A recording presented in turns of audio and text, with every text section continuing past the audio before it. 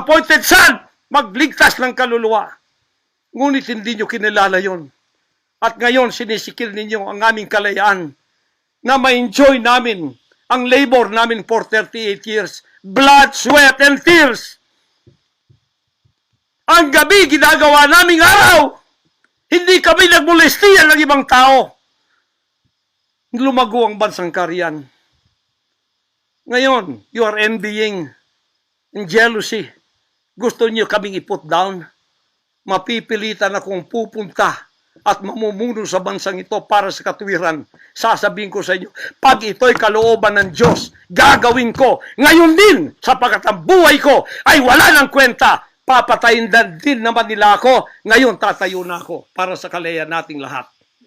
Mahal kong mga kababayan, ito po ang mahalagang mensahe ko sa inyo sa mga sandaling ito.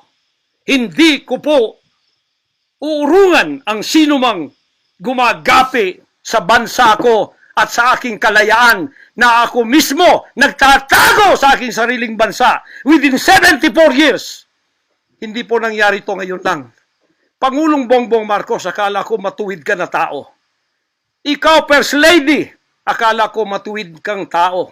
Totoo ba yung ginagawa ninyo riyan na meron kayong mga sex orgies at meron kayong mga drug session na nagliligwak kayo ng drug, sumisingot kayo ng drug habang nagsesek orgies kayo? Totoo ba ito?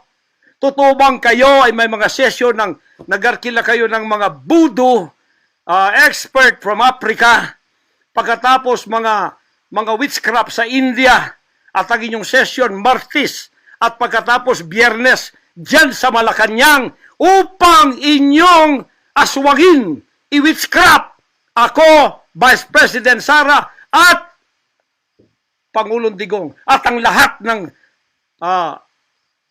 tutol sa inyong paglilingkod. Biro ninyo, naging demons na kayo, nag-devil worship na kayo kung totoo man ito. Nag-devil worship na kayo kung totoo man ito. Para lang kayo ay manatili sa kapangyarihan. Para lang kayo ay humawak ng aming pera, hindi ninyo pinaghirapan.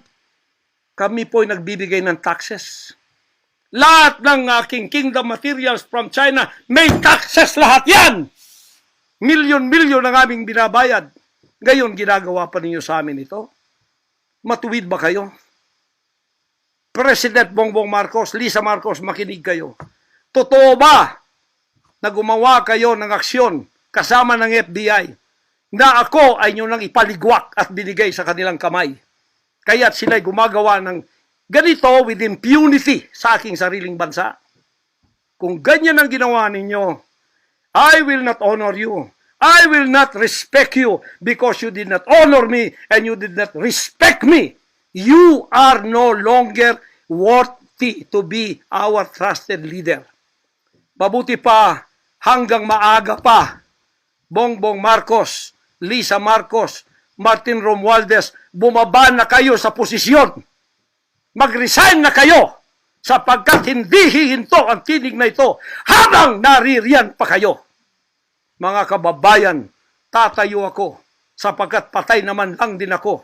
Tatayo ako hanggang buhay pa, hanggang may hininga pa ako para sa natitirang buhay ko ay magkaroon naman tayo ng boses at magkaroon ng kahit munting kalayaan na lang mula sa mga banyaga na kasabwat ang mga makapiling Pilipinong ito na itinayo natin sa kapangyarihan. Akala natin ay maasahan natin sila. Mga demonyo pala. Sorry to say that, but that is the truth. If that is not the truth, then tell me. And you cannot judge me. You cannot condemn me. I am dead already. I am a living dead in your book. CIA, FBI, State Department, USA. Gawin ninyong gusto ninyo. Ngayon na nakapagsalita na ako, lalantad na ako. Hindi na ako natatakot. Ako ay handa sa glorification.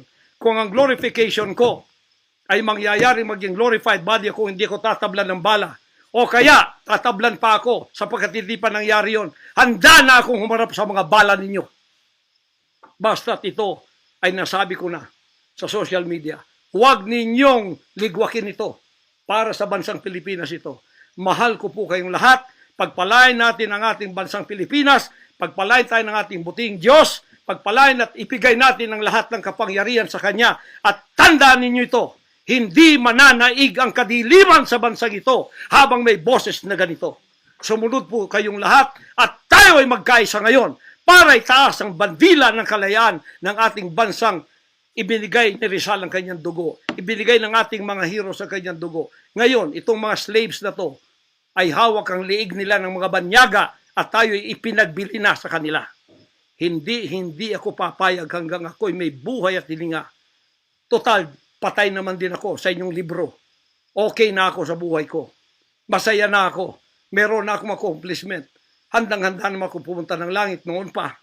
50 years ago, I was ready to go to heaven because I have been there thousands of times and I saw my mansion there. Nandito lang ako para sa aking bansang Pilipinas, para sa kaligtasan ng mga kaluluwa sa buong sanlibutan. Yun lang ang dahilan kung bakit ako narito.